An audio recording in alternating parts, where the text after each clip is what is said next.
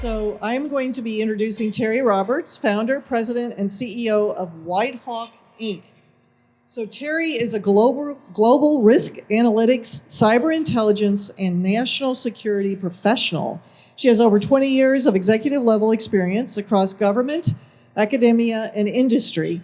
And she established the first cyber risk to resilience online exchange with continuous scalable access to AI, ML, based cyber risk threat analysis, SAS, SaaS, and PaaS product lines, and risk mitigation access to over 400 next generation tools.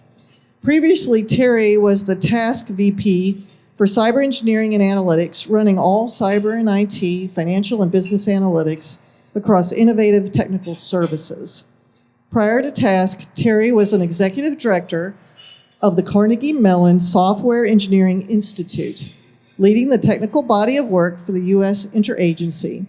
She had a special focus on leveraging and transitioning commercial innovation and acquisition, especially for government programs and capabilities. And she established the Emerging Technologies Center, which is now the AI division, as well as the Cyber Intelligence Consortium. Before transitioning to industry in 2009, she was the Deputy Director of Naval Intelligence, where she led, together with the Director of Naval Intelligence, more than 20,000 intelligence and information warfare military and civilian professionals. And there she managed $5 billion in resources, technologies, and programs globally. She led the initial approach for merging naval communications, intelligence, and cryptology, as well as meteorology, under the OPNAV N2. So I'm very excited and proud to welcome Terry to give us a little bit of information about what we're going to do with cyber and next-gen solutions. Thank you. I believe that the cybersecurity community is failing. I think we've been failing for about a decade. I think in the eaches we have advanced, but we're still focused on the 10%. The 10% that can afford traditional cybersecurity. And if you look at it, we have 36 million small to mid-sized businesses in the United States. And I would say that none of them can afford a traditional cybersecurity approach. None of them have in-house cybersecurity teams, okay? And therefore they are not resilient. And if 36 million, and by the way, that's 45% of our GNP, okay? So they're kind of important. And we have left them on the cutting room floor, and for good reason.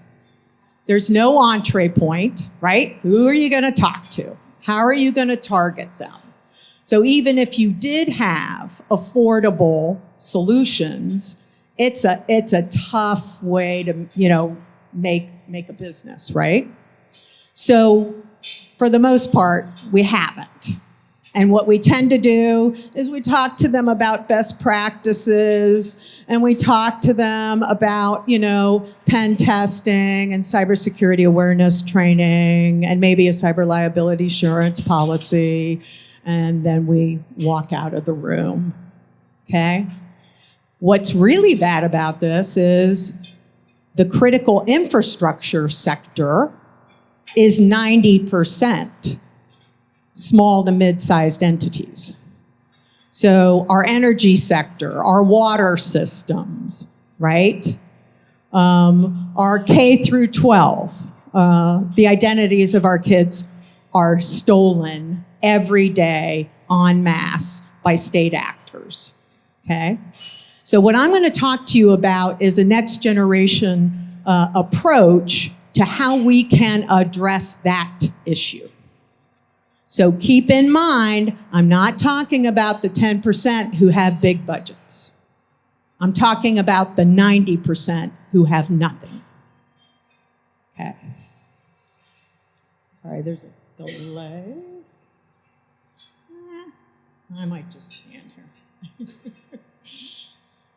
Okay, I want to start, though, that mine is a risk approach. As a national security professional, right, for 30 years, bad guys are all out to get you, and you have limited resources. So it's not about doing everything all the time. It's about prioritizing the jewels of your company and organization so that you can protect those jewels. And when you're hit, you're going to be able to operate through it, okay? You're not going to do everything all the time, ever, okay? I also think it's really important to see, if I could wiggle my nose and make something happen across every company and organization, it would be to have executive management ownership of their risk, of their digital age risks. This is not an IT lead, okay?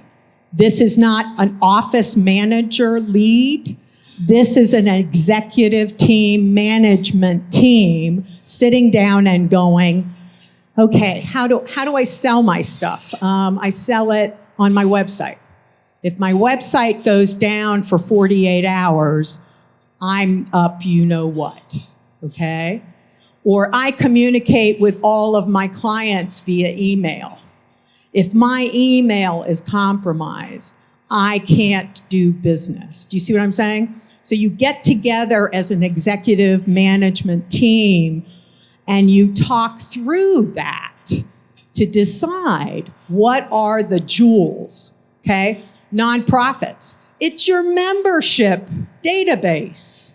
You see what I'm saying? So going through a risk-based thinking process as a management team is a must in the digital age. And guess what?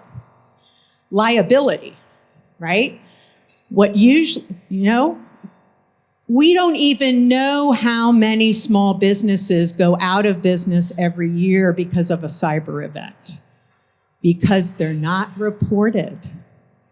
We don't have good data across the landscape of what's happening at large, okay? So this is a critical piece to keep in mind.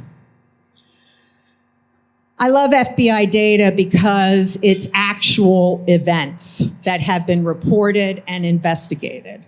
So, and by the way, we believe that's 10% of the iceberg. So what's reported here in billions of dollars of losses, right, is that 10% that's reported, okay?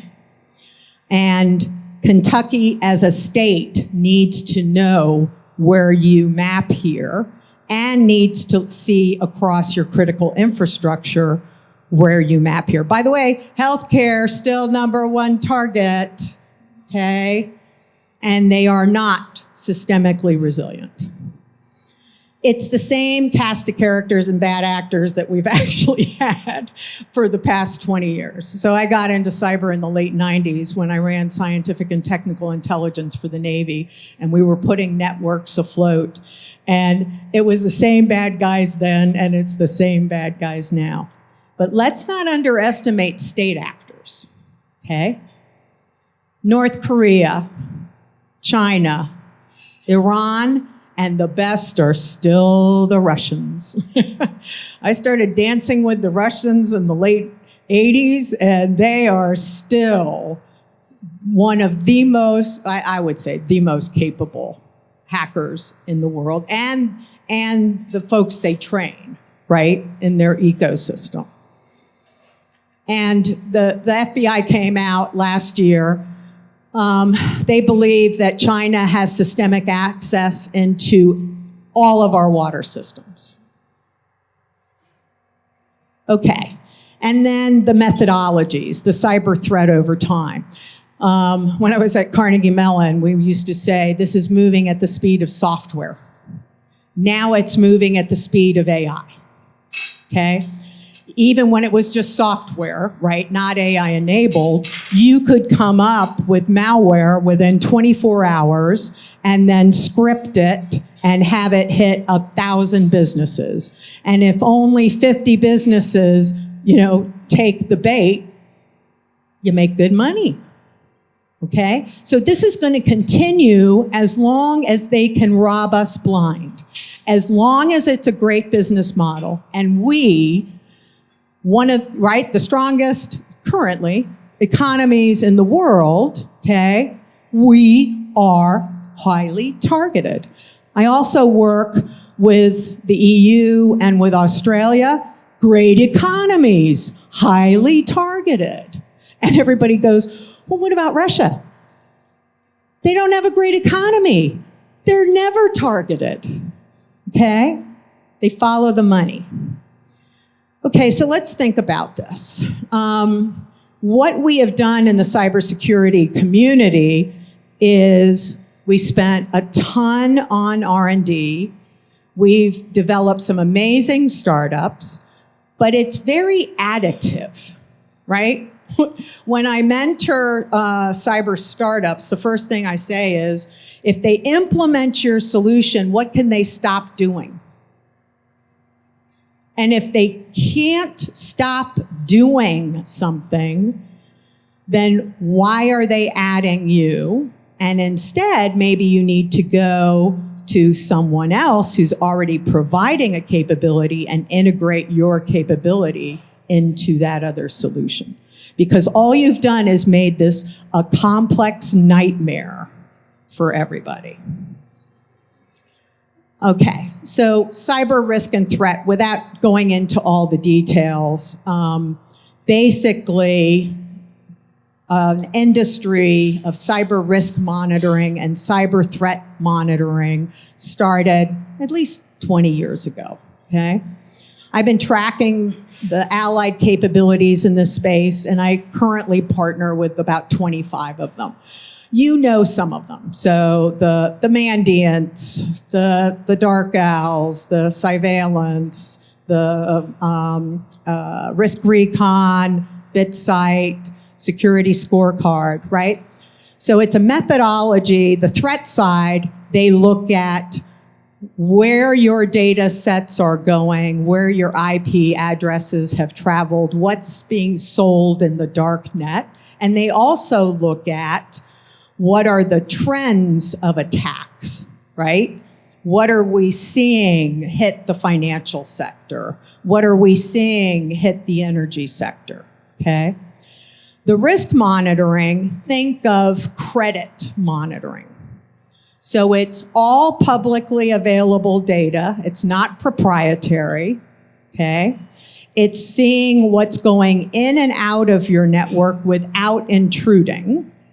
It's seeing what's leaving, right? What data sets are leaving. It's looking at your publicly facing IT infrastructure. It's looking at your shadow IT, okay? But why has it gotten so good? Well, the reason that it's gotten so good is because these companies are now monitoring tens of millions of companies and organizations globally, continuously, for the past 10 years. So what does that give you? You-know-what load of data. And that data, then using ML and AI, right, and advanced algorithms, has advanced this industry tremendously. And my team and I have an in-depth understanding. I started this at Carnegie Mellon. We have dug into the APIs, and we have dug into the data sets. We applied it first across the US energy sector in partnership with Department of Energy back in 2017-18. And there are approximately 3,400 energy sector entities in the US, okay? And again, the analytics back then weren't half as good as they are now. But what we could see were the trends by sector, subsector, region, and size, their top vulnerabilities, their top risks. And then we could map that, and guess what we found out? Number one, gap. Cybersecurity awareness training did not exist across the big guys down to the little guys. So then what does that do for you? It basically says, hey guys, let's focus on low-hanging fruit, right? Let's advance the resilience of the entire sector and put comprehensive initiatives in place to advance cybersecurity training, okay? This is a team sport, gang, okay? That you can't do cyber risk to resilience on your own. It has to be government, industry, and I believe academia. I think there needs to be more, especially, so take Kentucky, take Louisville. There should be a collaborative cyber research center at one of your top universities, okay? So as you put these type of capabilities in place, okay, you're sharing them with the public and private sector, but you're doing research at the university on those trends, and then you're publishing that out to the region. So this just gives a little bit of background on those types of capabilities that I'm discussing, but I wanted to foot stomp one thing. Anyone can buy a cyber risk assessment on your company or organization today like they buy your credit report. One of our partners is Dun & Bradstreet, right? Dun & Bradstreet sells credit reporting and business risk reporting on any company in the world using publicly available data. Well, now they do it on your cyber risk.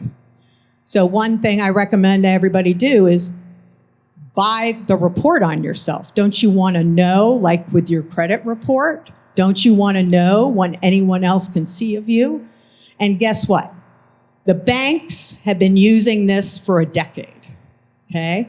MasterCard bought Risk Recon and Recorded Future, okay? They bought a cyber risk monitoring company and a cyber threat monitoring company, okay? I don't think they did it because they weren't going to use it, okay? Chubb uses BitSight across its 50,000 North American business clients. They use it as a part of their underwriting process. And I could go on and on and on. Yes, sir. You're saying like our critical infrastructure such as water, are they buying those reports? Seems like they should.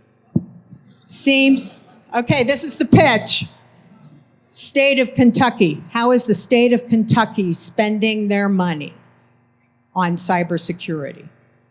You can put this type of approach in place across all critical infrastructure entities. I've done it with Florida. I've done it with Colorado. You can put it in place for about $3.5 million a year. If you have like 5,000 entities, Florida has 12,000 critical infrastructure entities. By the way, you know the problem? When I bring up the question, no one can tell me. I bet there's no one in Kentucky right now who has a list of your critical infrastructure entities, because I've met with 20 states and 10 countries and no one's been able to give me the list. So I had to develop an AI approach to coming up with the list. That's, how do you protect something and you don't know who they are, okay? The other thing I want to add is, and all the cybersecurity professionals are going to push back on this. I've been able to prove with my brilliant team that it's an 80% view of risk compliance across 14 frameworks, the FAIR model analysis and support of cyber liability underwriting, okay? From the outside in, from a hacker's view, not using any proprietary information. Okay, so this has reached a level, like the scale, do you know what I mean? When I first started working with them, it was like a 40, 50% view. Now, it's an 80% view. Now, hey, do you have some false positives? Yes. But does it tell you where to look? Yes. Okay, so it's everything that we talk about, right? It's big data, it's AI analytics, it's 100% automated, and it's a multi-billion-dollar business globally, but we're focusing it on supply chains now. We're not focusing it on state and local critical infrastructure. So that's the pivot. You see what I'm saying? Banks buy it on their suppliers. Manufacturers buy it on their suppliers, okay? But we aren't systemically focusing it on critical infrastructure. And by the way, if you have a question, since I can't see everybody, speak out. Yes, sir. These hackers steal the sensitive information. I think they sell it on the dark web, correct? Yes. Now, what happens after that? Is there any organization in USA to monitor these webs and provide guidance to these? So there are companies that will, on your behalf, negotiate in the dark web to buy your data back. And I work with some of those companies, but that's the only way, unless it's ransomware and then they're negotiating with you directly, okay? Okay. So this is a way, again, it's a risk approach. It's not a 100% approach, right? But is there any 100% approach today with cyber? I don't think so. And for the 90%, there isn't anything. So this gives them a path to know their risks, prioritize their risks, mitigate those risks, not spend a lot of money because it's cheap. Okay, to get one of these assessments is like $2,000, okay? It's not. To do continuous monitoring and onesies is about $4,000 a year, okay? We're not talking big money here. And this is an exemplar of the kind of data. And by the way, there's files then of the technical details. So this isn't just a score, okay? This picks out what are the top 3 areas that you need to focus on, and that if you have $1,000 this year, this is where you should spend the money, okay? And then it's updated every 24 hours.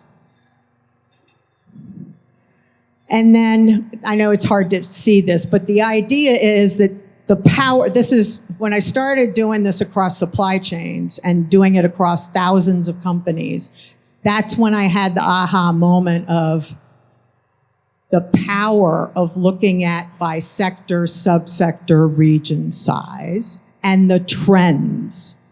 So what you can see is that for this batch of companies, okay, I'm not going to say who they are, but they're real companies, okay, is that email security and communications encryption are their top issues. So then, and as an exemplar, this isn't the case, but as an exemplar, we did it across the water systems in Colorado.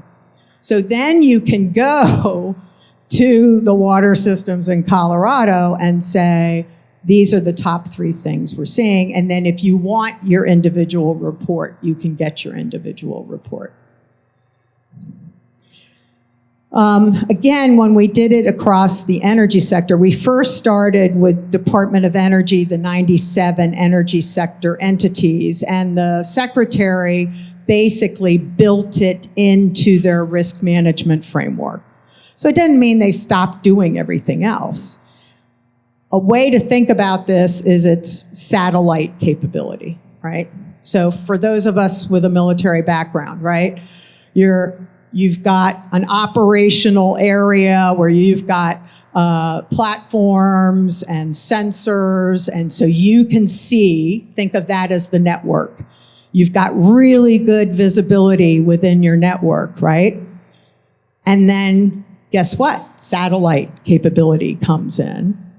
And that's showing you over the horizon. It's showing you unknown unknowns.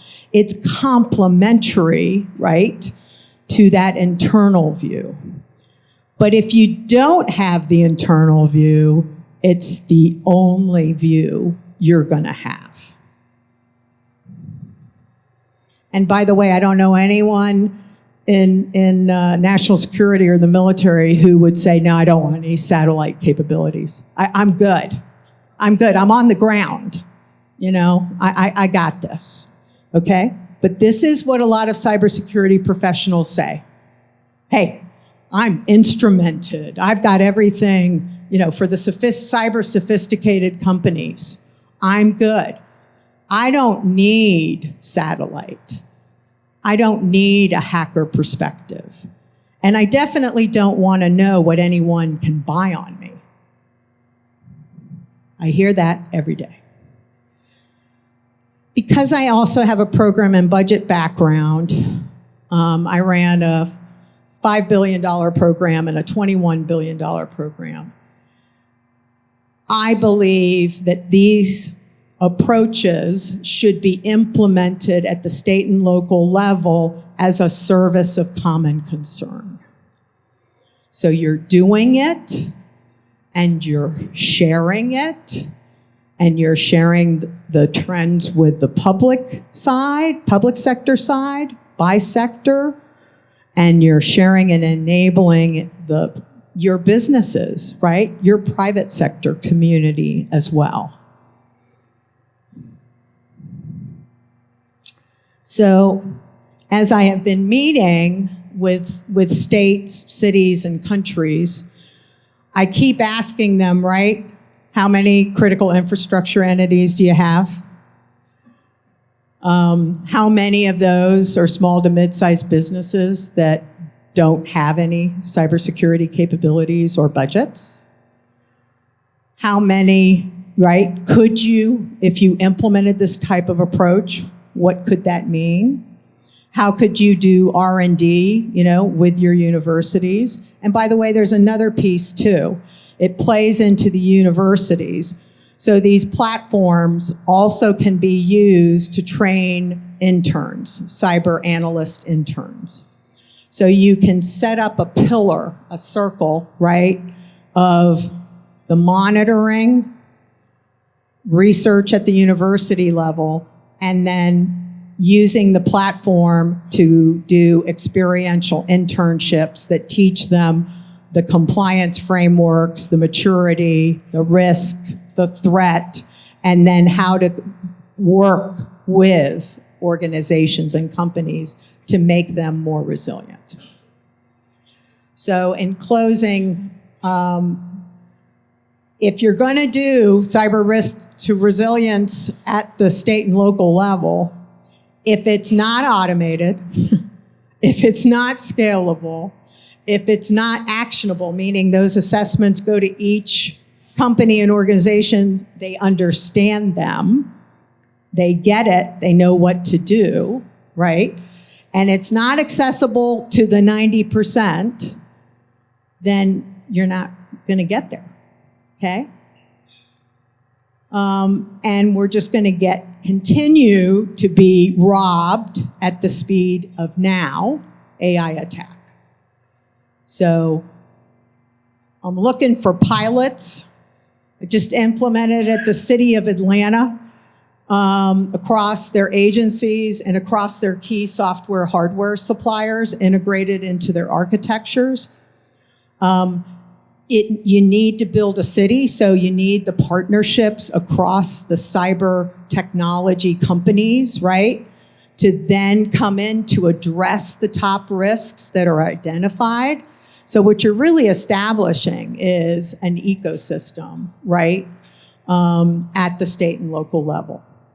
And please, questions. Come on, cyber gurus, give me hell.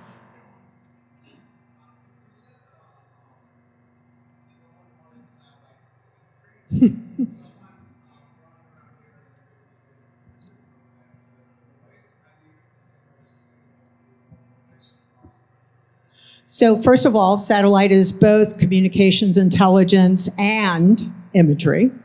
And the combination together is actually pretty powerful. So I would say this is risk and threat, and the combination is pretty powerful.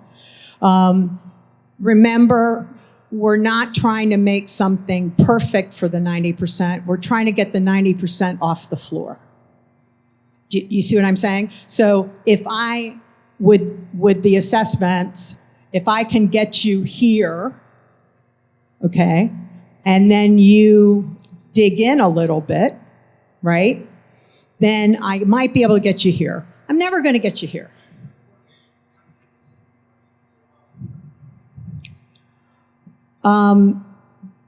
The analytics are automated across all of the pieces, and the things that don't play out because the algorithms have advanced so much, they go to the cutting room floor. So you focus on things that have real data, real, behind it, as opposed to the noise. So there is a lot you don't see. Do you see what I'm saying? It just drops to the floor.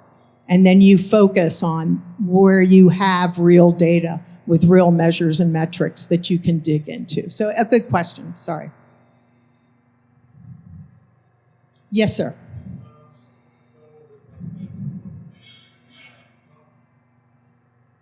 Critical infrastructure, I have I wonder how these external reports, right? There's a vendor per day trying to give you some kind of external scan of this thing, and you're going to go on this, right? It's not for everybody. It's just to get the conversation started, really, is what those are supposed to do. So when it's from a critical infrastructure perspective, we've got an operator that doesn't even know what they have. Asset discovery is like they're on the floor, like that's where they start, and they still can't get that program going. So once they have that going, like if they don't know, how do I trust some external party to know what they have and get like a good? I agree. So because I'm an all-source intelligence professional, I don't want one data source. So I've spent the last 15 years digging into the different capabilities, the APIs, the data sets, and by the way, with universities, you know what I mean? I would want to do this, continue this, right? So what you're doing is you're integrating multiple of those data sets, multiple vendor approaches, and then you're normalizing across those.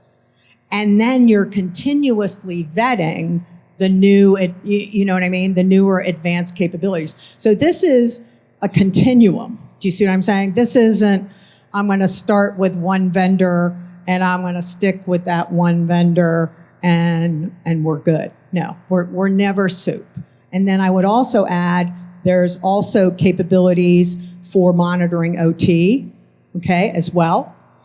And it's the only way that my team has seen shadow IT. So you won't see it necessarily from the inside. So there is an advantage from that standpoint too, to help people to clean up their architectures, right? Now I will say another thing, if I could wiggle my nose, is get rid of all legacy IT. Haven't you ever gone in and talked to someone and said, if you just updated your software and your hardware, you'd be in a much better place. So, there are things like that need to be done. Was there another question? Oh, come on. Yes, ma'am. It's not a techie question. I'm not a cybersecurity guru. But I do have a question about insurance and cybersecurity insurance. And I know you were talking about the low cost of getting an assessment, but I was wanting to know if you could speak a little bit about how it affects your insurance once you get things covered. So as a part of the assessments, they also map to the FAIR model. And the FAIR model is basically a company or organization of your same sector, size, and maturity level, okay? They go through all of the global insurance actuarial databases, okay? And then through AI, then they come up with your mapping. So basically, all the different kinds of cyber events that can happen to you, and then what has been the reported cost. Do you see what I'm saying? Of that. I will tell you in general, if you get an assessment, and I work with 5 different insurance companies, if you get an assessment, it makes a big difference in the premium. But honestly, on average, if you have a solid assessment, you can get $1 million in cyber liability insurance for about $2,500 a year. So normally, if I'm talking to small, businesses, I'll say, get the assessment, look at your top 3 issues, but then everybody should have a cyber liability insurance policy and basic cybersecurity awareness training. Do you know what I mean? Like those are like, seat belts, follow the rules of the road. Do you know what I mean? What are those top few things? Yes, sir. Not like inherently cyber, but kind of. So you say China has like this ability to like reach in and, I guess, meddle with like critical infrastructure in a way. Well, I would say our doors and windows are open and they're smart. So we've made it easy. So knowing that, and I'm just curious, I'm just like interested in geopolitics in general, and like your opinion, it seems as though people think that China has interest in messing with Taiwan between like 2026 and 2029. How does someone who's just a normal citizen reconcile those two things? Like, I know that our windows are open, they want to do this. What does that mean for just normal people? So, putting my bad guy hat on, I don't need to take us over. Let's say they go into Taiwan and I have root level access into pretty good percentage of your water systems. You say you're going to come after me because of Taiwan. I just shut down your water. I don't even know. No shot is fired. Oh, yeah. But what I'm saying is it puts us in a really bad position. I don't want to go down that thing, but I would say they want Taiwan and they have all the time in the world, But they can actually, without shutting it down, they can just basically say, I've got this. It gives them negotiating power. Yeah, we're not in their water systems. Yes, we are. Yes, we are. Any other questions? Yes, sir.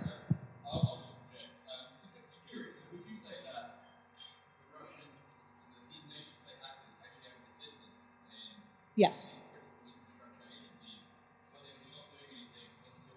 Correct. Sure. Yeah. No. And frankly, it makes sense for them to do that. And the bottom line is we've made it easy. We don't have to continue to make it easy. Okay? We're spending billions a year on cybersecurity, and I'm not making that up, right? And we're not resilient. So that's the flip.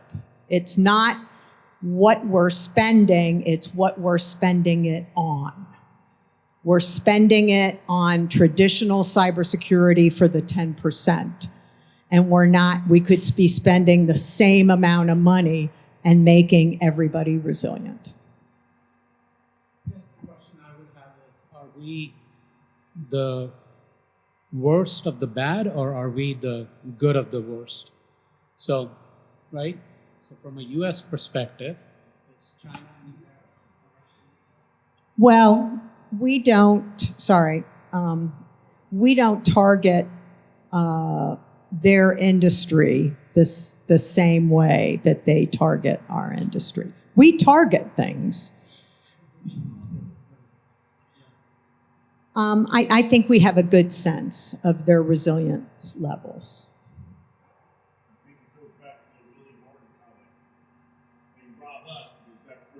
Exactly.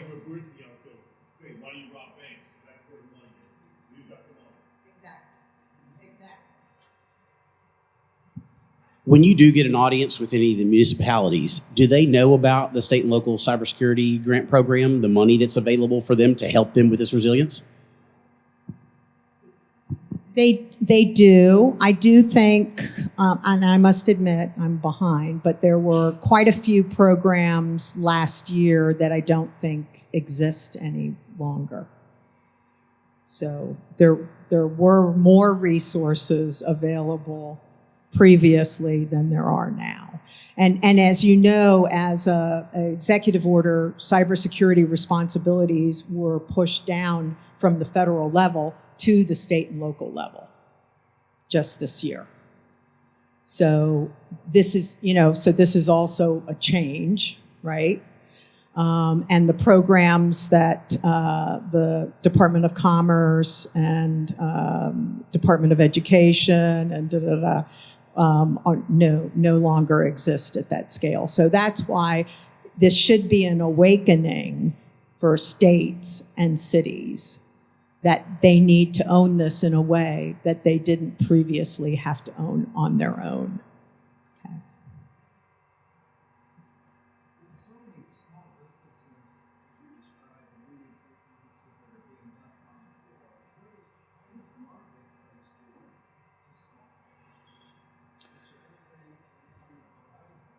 Well, there are a lot. Okay, he asked about, what is the cybersecurity business community doing to address the issue of small to mid-sized businesses.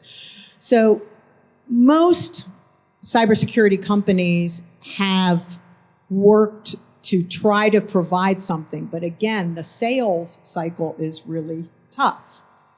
Who do they target? Who do they talk to? And then how much money am I going to make? It's just not, for the most part, it's not a repeatable, extensible business model. There are some capabilities, but not at the scale. Is there a question back here? Yes. What country or what culture is doing this well, that would have good resilience, that you can point to as an example? Well, obviously, smaller countries are like our small states. I mean, do you see what I'm saying? So like Singapore is decent, okay? Yeah, Estonia, especially after the event. You see what I'm saying? So if you're smaller and you have a very unified, right, approach, then you're in a better place. But I will say no one is taking this method yet and doing it systemically at scale. And again, I'm not saying it's the answer. I'm saying it's an answer, and then it helps you to drive the research and bring in AI. Do you see what I'm saying? To take it to the next level. But you can't do that until you're doing it at scale, which is a state, level. I would say for the most part, US is one of the more sophisticated in this space. It's not for all. Okay, I think we're out of time. One more minute, one more question.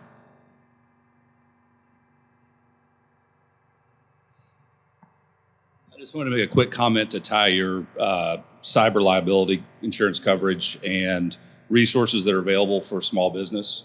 Many cyber liability carriers offer toolkits that are geared towards small and middle market, where you have dark web monitoring, IP monitoring, fake phishing campaigns. So if you have cyber liability coverage, you may have access to some of this. That's a really good point. And it's coming from an insurance agent, so I'm not really trying to sell it. I'm just trying to tow those two together. Actually, I just did a webinar with Cowbell that has insurance policies for small to mid-sized, and they offer some support and solutions. But again, you kind of need to start with the risk assessment to then know where they should focus their limited resources. So thank you so much. I really appreciate it. Awesome audience.